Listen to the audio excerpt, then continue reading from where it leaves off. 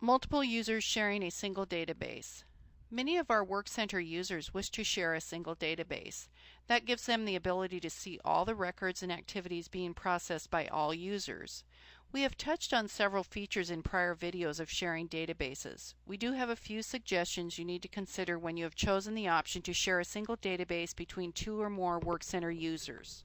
As explained in the video Database Management, number 1, Database Overview, Tips in Managing Your Workcenter Databases, all users accessing a single database must be on the same version of Workcenter. The primary reason for this is the fact that Workcenter checks the database for the proper version based on your version of the software. If that database version is not correct system-wide, Workcenter will try to rebuild the database to meet the correct specification.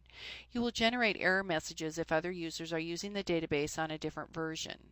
You have the option to share out calendars, resources, and also assign calendar scheduled action plan items to a specific Workcenter user. This becomes very powerful when one user wishes to schedule calendar items for another user, or one of your action plans has a designated calendar item that needs to be accomplished, such as ordering an inspection or appraisal. Review the Workcenter Quick Start Guide or watch the flash video Database Management, number 4, Sharing Resources and Calendars for additional instructions and information. You also have the ability when using the Resource Layout Editor to show all calendars or specific calendars of your team members. For example, you wish to view only your calendar, but allow your assistant to view both her calendar and yours. All you need to do is to use the Resource Layout Editor and mark the appropriate boxes for calendar sharing. See the flash video Database Management, number 4, Sharing Resources and Calendars for more details. We suggest you assign one of your team members sharing the database to be the person who synchronizes your Calyx Point or LOS data into Workcenter.